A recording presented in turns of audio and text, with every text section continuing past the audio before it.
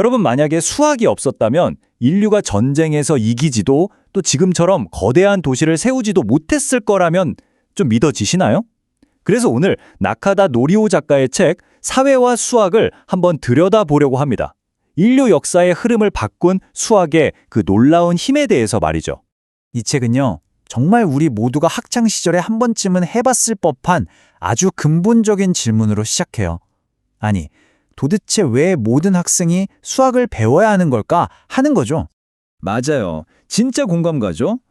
솔직히 많은 분들에게 수학은 그냥 입시 때나 필요한 거, 골치 아픈 과목 딱 그 정도잖아요. 내 실생활이랑은 전혀 상관없다고 생각하기 쉽죠. 그런데 이 책은 완전히 정반대의 이야기를 합니다.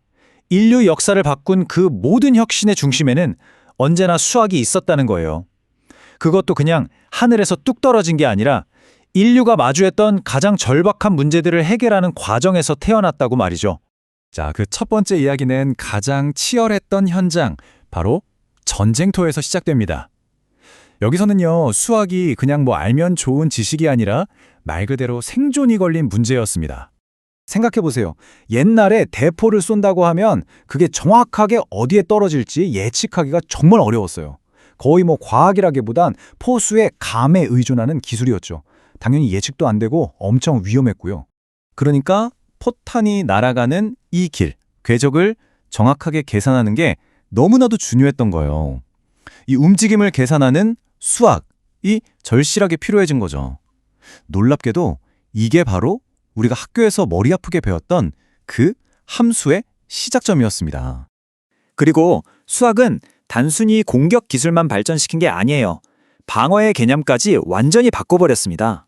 예전에는 그냥 높고 튼튼하게만 지었던 성벽들이 대포 앞에서는 속수무책이었거든요.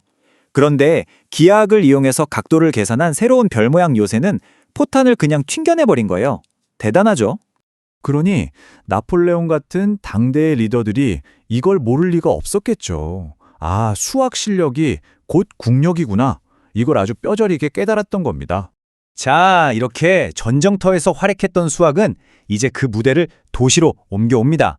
이번에 수학이 풀어야 할 숙제는 눈에 보이는 적이 아니었어요. 바로 예측 불가능한 재난, 즉 리스크를 계산하는 문제였죠. 때는 1666년입니다. 런던에 정말 끔찍한 대화재가 일어났어요. 도시 전체가 말 그대로 불바다가 된 거죠. 정말 상상할 수 없을 정도의 재앙이었습니다. 무려 13,000채가 넘는 집이 그냥 다 잿더미로 변해버렸습니다. 사람들은 당연히 절망에 빠졌겠죠. 이런 끔찍하고 불확실한 상황에서 대체 어떻게 다시 시작해야 하나 막막했을 겁니다. 이 엄청난 사건은 사회 전체에 아주 중요한 질문을 던지게 됩니다. 언제 또 닥칠지 모르는 이런 미래의 위험을 우리가 과연 어떻게 대비하고 관리할 수 있을까 하는 거였죠. 여기서 나온 해답이 바로 오늘날 우리에게도 너무나 익숙한 보험이라는 시스템이었습니다.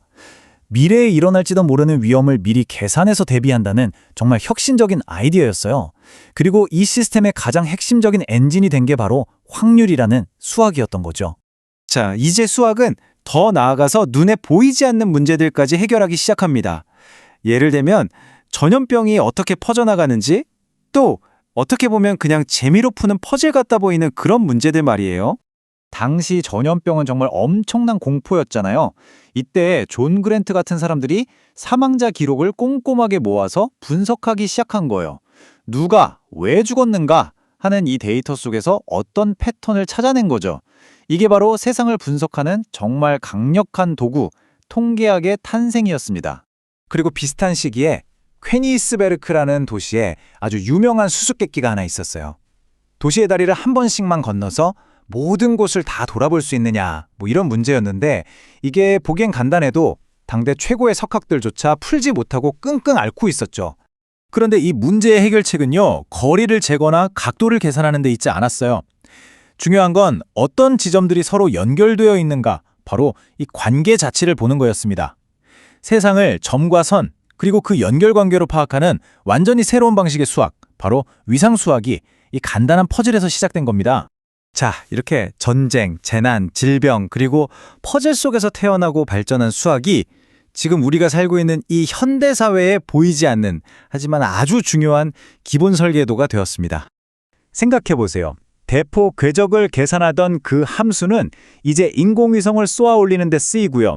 전염병 사망자를 분석하던 통계학은 인공지능과 신약 개발의 기반이 됐습니다. 과거에 그 문제들이 낳은 수학이 지금 우리 삶의 모든 걸 움직이고 있는 셈이죠. 그러니까 이 책, 사회와 수학이 말하는 핵심은 결국 이겁니다. 수학이라는 게 그냥 책상에 앉아서 하는 어려운 공부가 아니라는 거죠. 우리 사회가 당면한 가장 절박한 문제를 풀기 위해서 인류가 스스로 만들어내고 발전시켜온 아주 역동적인 도구라는 겁니다. 그럼 마지막으로 이런 질문을 던져보게 됩니다. 기후변화, 새로운 팬데믹, 인공지능의 발전, 지금 우리 사회가 마주한 이 거대한 문제들은 과연 어떤 새로운 수학을 필요로 하고 있을까요? 어쩌면 그 해답을 찾는 열쇠가 바로 지금 이 순간에도 수학을 공부하고 있는 우리 손에 쥐어져 있는 건 아닐까요?